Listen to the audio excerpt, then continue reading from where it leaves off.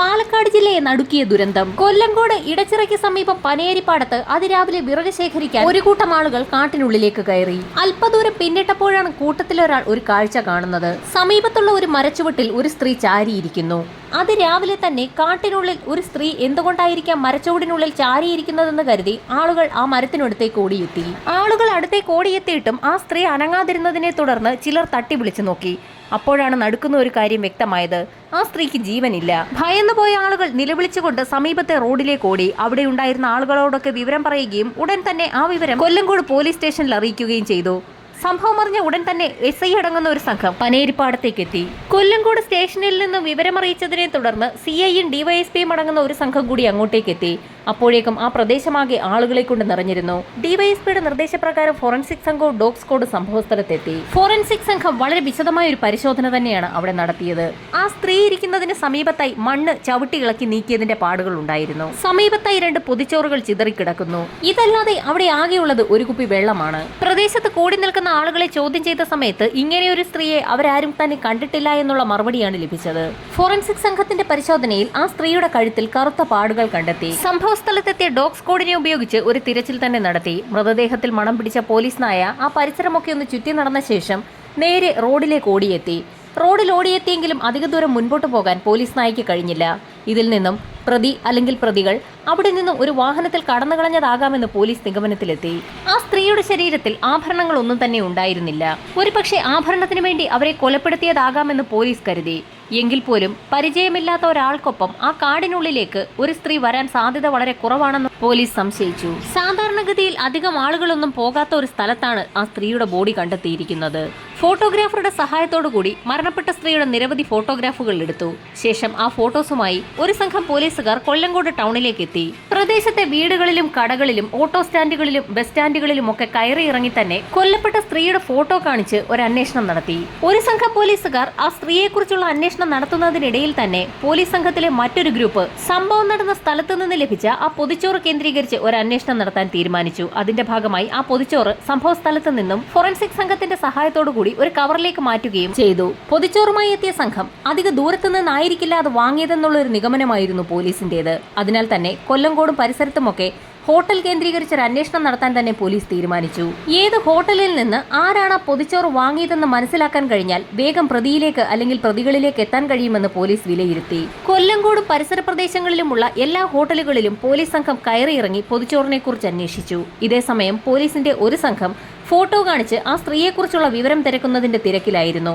മണിക്കൂറുകൾ പിന്നിട്ടിട്ടും ആ സ്ത്രീയെക്കുറിച്ച് യാതൊരു വിവരവും പോലീസിന് ലഭിച്ചില്ല. ഇതേസമയം തന്നെ ഹോട്ടൽ കേന്ദ്രീകരിച്ചുള്ള അന്വേഷണം നടത്തുന്ന പോലീസ് സംഘത്തിന് നിർണായകമായ ഒരു വിവരം ലഭിച്ചു.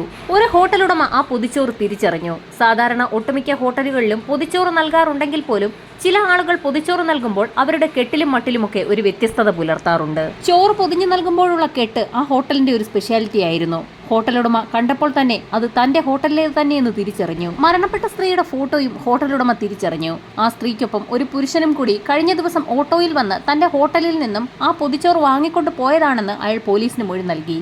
അവർ വന്നതും പോയതും ഒരു ഓട്ടോറിക്ഷയിലാണ്. ആ ഓട്ടോറിക്ഷയിൽ നേരത്തെയും ഹോട്ടലിലേക്ക് ആളുകൾ വന്നിട്ടുണ്ടെന്ന് ഹോട്ടലുടമ മൊഴി നൽകി. ആ പ്രദേശത്ത് എവിടെയോ ഉള്ള ഓട്ടോറിക്ഷയാണെന്ന് മനസ്സിലാക്കിയ പോലീസ് സംഘം കൊല്ലങ്കോടുള്ള ഓട്ടോ സ്റ്റാൻഡ് കേന്ദ്രീകരിച്ച് ഒരു അന്വേഷണം നടത്താൻ തീരുമാനിച്ചു. മരണപ്പെട്ട യുവതിയുടെ ഫോട്ടോയുമായി ഓട്ടോ സ്റ്റാൻഡുകളിൽ കയറി ഇറങ്ങി നടത്തിയ പരിശോധനയിൽ ഒടുവിൽ ആശ്വാസകരമായ ഒരു മറുപടി പോലീസിന് ലഭിച്ചു.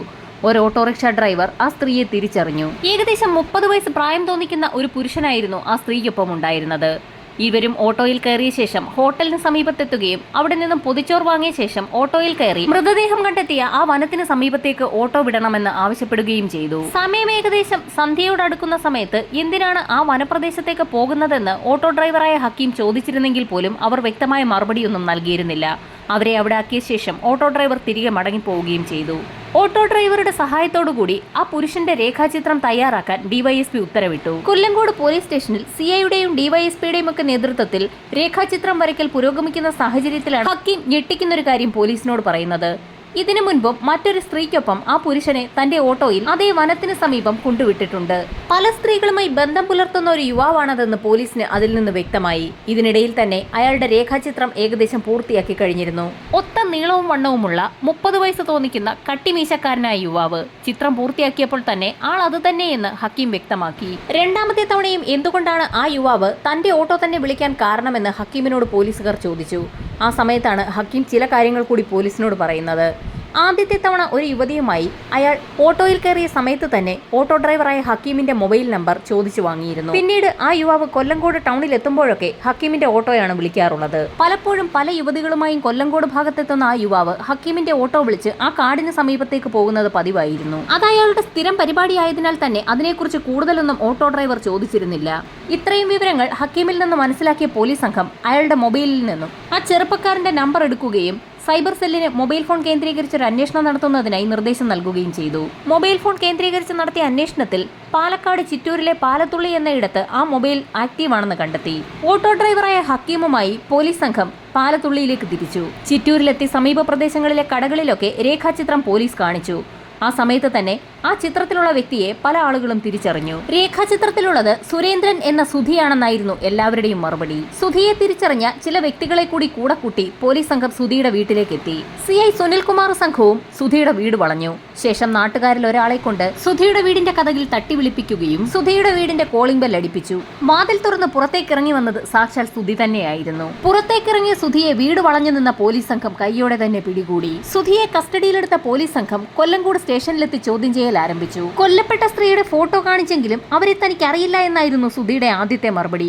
പോലീസിന്റെ കർക്കശമായ ചോദ്യം ചെയ്യലിനൊടുവിൽ പല കഥകളും സുധിക്ക് പറയേണ്ടി വന്നു. ഉത്തമി എന്നാണ് ആ യുവതിയുടെ പേര്. അവർ പൊള്ളാച്ചിക്കാരിയാണ്. അവിടെയുള്ള കമ്പളംപെട്ടിയിലെ കൃഷ്ണസ്വാമിയുടെ ഭാര്യയായിരുന്നു ആ സ്ത്രീ. പൊള്ളാച്ചിക്കാരിയായ ഉത്തമി കൊല്ലങ്കോട് സുധിക്കൊപ്പം എങ്ങനെ എത്തിയെന്നായിരുന്നു പോലീസിന്റെ അടുത്ത ചോദ്യം. പല ആവശ്യങ്ങൾക്കുമായി സുധി പൊള്ളാച്ചിയിലേക്ക് പോകാറുണ്ടായിരുന്നു. അവിടെ വെച്ചായിരുന്നു ഉത്തമിയെ കണ്ടതും പരിചയപ്പെട്ടതും അടുപ്പത്തിലായതും. അങ്ങനെ ഉത്തമിക്കൊപ്പം പലയിടങ്ങളിലും കറങ്ങുന്നത് പതിവായിരുന്നു. ആ സ്ത്രീയുടെ കൈവശം ധാരാളം സ്വർണവും പണവും ഉണ്ടെന്ന് മനസ്സിലാക്കിയായിരുന്നു സുധി അവർക്കൊപ്പം കൂടിയത്. എന്നാൽ അവൻ ഉദ്ദേശിച്ച പണമൊന്നും ആ സ്ത്രീ അവന് നൽകിയില്ല. ഒരു രക്ഷയുമില്ലാതെ വന്നപ്പോൾ അവരുടെ ആഭരണം പണയം വെക്കാൻ സുധി ചോദിച്ചിരുന്നു. എന്നാൽ അതും ഉത്തമി നൽകിയില്ല. എന്നാൽ ഉത്തമിക്കൊപ്പം പലയിടത്തും കറങ്ങുകയും ഒരുപാട് സമ്മാനങ്ങൾ വാങ്ങിക്കൊടുക്കുകയും ഭക്ഷണം കഴിക്കുകയും ഒക്കെ ചെയ്ത വകയിൽ ഒരുപാട് പണം സുധിക്ക് നഷ്ടമാവുകയും ചെയ്തിരുന്നു. തനിക്ക് നഷ്ടമായ പണം തിരികെ ലഭിക്കുന്നതിനു വേണ്ടി അവളുടെ സ്വർണം വേണമെന്ന് സുധി ആവശ്യപ്പെട്ടു. അവരത് തരാൻ തയ്യാറാകാതെ വന്നതോടുകൂടി ഉത്തമിയെ അവസാനിപ്പിക്കാൻ സുധി തീരുമാനിക്കുകയായിരുന്നു. സുധിയുടെ മൊബൈൽ ഫോൺ കേന്ദ്രീകരിച്ച് നടത്തിയ അന്വേഷണത്തിൽ ഞെട്ടിക്കുന്ന വിവരങ്ങളാണ് പോലീസിന് ലഭിച്ചത്. പല ദിവസങ്ങളിലും രാത്രിയിൽ മണിക്കൂറുകളോളം സുധിയും ഉത്തമിയും തമ്മിൽ വിളിച്ചിട്ടുണ്ട്. അതുമാത്രവുമല്ല, ഉത്തമിയെ പോലെയുള്ള നിരവധി സ്ത്രീകളുമായി സുധിക്ക് ബന്ധമുണ്ടെന്നും അവരെയൊക്കെ വിളിക്കാറുണ്ടെന്നും പോലീസ് കണ്ടെത്തി. സംഭവ സ്ഥലത്ത് നിന്നും ഉത്തമയുടെ മൊബൈൽ ഫോൺ കണ്ടുകിട്ടാത്ത സാഹചര്യത്തിൽ അതിനെക്കുറിച്ചും പോലീസ് അന്വേഷണം നടത്തി. കൊല്ലങ്കോട് സമീപത്തുള്ള ഒരു കുളത്തിലേക്ക് ആ മൊബൈൽ ഫോൺ സുധി തന്നെ വലിച്ചെറിഞ്ഞു എന്ന് അയാൾ പോലീസിന് മൊഴി നൽകി. അതനുസരിച്ച് സുധിയുമായി തെളിവെടുപ്പിന് ആ കുളത്തിന് സമീപത്തേക്ക് പോലീസ് എത്തി. മുങ്ങൽ വിദഗ്ധരുടെ സഹായത്തോടു കൂടി തന്നെ കുളത്തിൽ നിന്നും ഉത്തമയുടെ മൊബൈൽ ഫോൺ കണ്ടെത്തി. ഉത്തമയുടെ ശരീരത്തിലുണ്ടായിരുന്ന സ്വർണം എന്ത് ചെയ്തു എന്നുള്ള ചോദ്യത്തിനും സുധി വ്യക്തമായ മറുപടി തന്നെ നൽകി. അവളുടെ ശരീരത്തിലുണ്ടായിരുന്ന സ്വർണമൊക്കെ അവളെ കഴുത്തിഞ്ഞഴുക്കി കൊലപ്പെടുത്തിയ ശേഷം സുധി അഴിച്ചെടുത്തിരുന്നു. അതിൽ പകുതി വിൽക്കുകയും ബാക്കി പകുതി തന്റെ ഒരു സുഹൃത്തായ യുവതിക്ക് നൽകുകയും ചെയ്തു. ഇതിനോടകം തന്നെ സുധിയുടെ കോൾ ഡേറ്റ പരിശോധിച്ച പോലീസ് സംഘത്തിന് ഒരു വൻ ശേഖരമാണ് കണ്ടെത്താനായത്. അനവധി സ്ത്രീകളുമായാണ് സുധിക്ക് ബന്ധമുള്ളത്. അങ്ങനെ അടുപ്പമുള്ള ഒരു സ്ത്രീക്കാണ് സുധി ഉത്തമിയുടെ സ്വർണ്ണാഭരണങ്ങൾ നൽകിയിരിക്കുന്നത്. സുധിക്കൊപ്പം ആ യുവതിയുടെ വീട്ടിലെത്തിയ പോലീസ് സംഘം ആ ആഭരണങ്ങൾ തൊണ്ടിയോടുകൂടി പിടികൂടുകയും ചെയ്തു. കേവലം ഒരു പൊതിച്ചോറിന്റെ സഹായത്തോടു കൂടിയായിരുന്നു പോലീസ് സംഘം 24 മണിക്കൂറിനുള്ളിൽ തന്നെ പ്രതിയെ പിടികൂടിയത്. ഇതിനോടകം തന്നെ മൃതദേഹത്തിന്റെ ഇൻക്വസ്റ്റ് നടപടികൾ പൂർത്തിയാക്കിയ ശേഷം മൃതദേഹം മെഡിക്കൽ കോളേജിലേക്ക് ഷിഫ്റ്റ് ചെയ്തിരുന്നു.